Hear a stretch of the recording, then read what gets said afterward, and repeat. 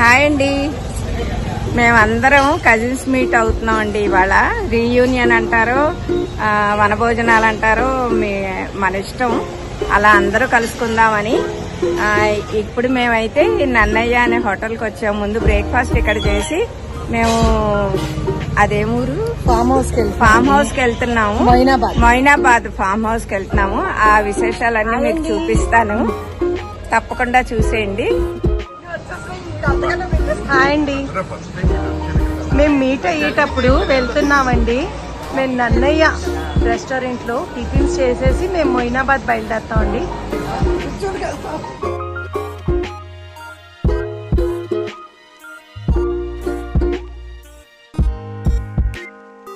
నన్నయ్య అనే రెస్టారెంట్లో మేము టిఫిన్స్ తినేసి అప్పుడు బయలుదేరి వెళ్ళామండి. ఇది మాదాపూర్లో ఉంది. టిఫిన్స్ అయితే చాలా బాగున్నాయి, చాలా సూపర్ టేస్టీగా ఉన్నాయి.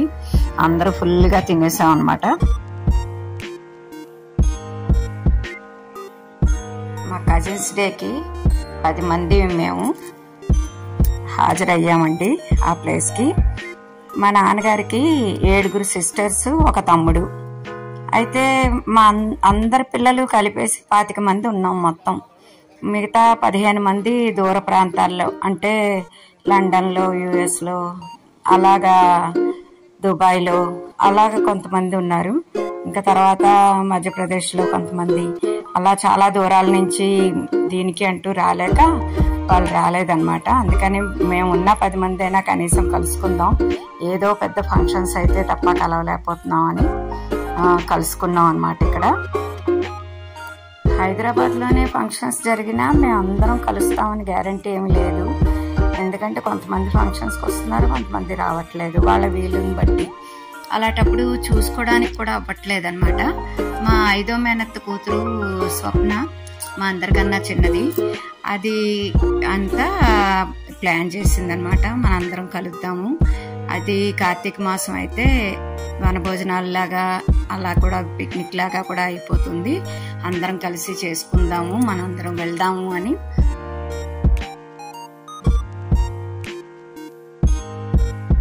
దీని అంతటికీ ప్లాన్ మా ప్రసన్న చెల్లెల్ని, మీకు తెలుసు కదా, స్వప్న కలిపి మొత్తం ప్లాన్ చేశారు. మేమందరం అయితే అక్కడ మొయినాబాద్లో ఉన్న ఫామ్ హౌస్కి మార్నింగ్ వెళ్ళిపోయాము. వెళ్ళి నైట్ 7 దాకా అక్కడే స్పెండ్ చేసాము. ఇలాగా వనభోజనాలు చేసాము. వనభోజనాలే చెట్ల కిందే చేసాము. అక్కడ కూడా 2 రూమ్స్ ఉన్నాయి, కిచెన్ ఉంది, సిట్టింగ్ రూమ్ ఉంది, టీవీలు, స్విమ్మింగ్ పూల్ అన్నీ ఉన్నాయి. కానీ మేము ఏమీ ఉపయోగించలేదండి. అందరం ఆ చెట్ల కిందే సరదాగా గేమ్స్ ఆడుకొని, ఎప్పుడెప్పుడో చిన్నప్పుడు విషయాలన్నీ చెప్పుకుంటూ చాలా బాగా ఎంజాయ్ చేసాం అనమాట. అయితే కొంతమంది ఇప్పుడే చూసుకోవడం మీరు నమ్ముతారా, మా అక్కడ చిన్నాన్నగారు అబ్బాయి, అందరికన్నా చాలా చిన్నవాడు, వాడైతే వీళ్ళలో చాలా మందిని ఇప్పుడే చూడటం. మేము రెగ్యులర్గా కలుస్తూ ఉంటాం కానీ కొంతమందిని ఇప్పుడే చూడటం. అయితే అలా పరిచయాలు చేసుకున్నాం అనమాట. ఇలా దూరాలుగా ఉండి కలవకపోతుంటే ఇంతే కదా, ఎవరైనా అంతే. అందుకనే ఏదో ఒక అకేషన్ ఉంటే కలవడం మటుకు చాలా బెటర్. మళ్ళీ అవకాశం రాదు, ఉన్నప్పుడే ఉపయోగించుకోవాలి. అందుకనే మేము అందరం అలా కలిసి బాగా ఎంజాయ్ చేసాం. ఈ ఒక్కరోజు మేము అందరూ కూడా చిన్నపిల్లలం అయిపోయామండి. చిన్న గేమ్స్ పెట్టుకున్నాము.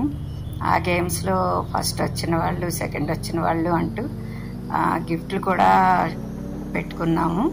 అలా మా అందరికీ గిఫ్ట్లు, మా అందరికన్నా మా పెద్ద మేనత్త కొడుకు కూతురు పెద్దవాళ్ళు, అందుకని వాళ్ళతోనే మేము గిఫ్ట్ ఇప్పించుకున్నాం అనమాట. అది మేము ఇలా ఎంజాయ్ చేసామండి.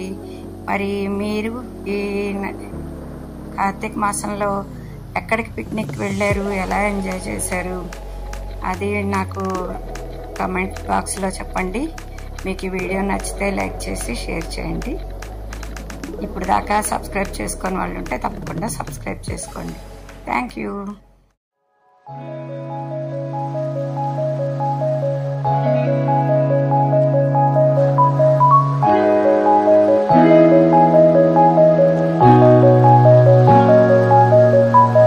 Thank you.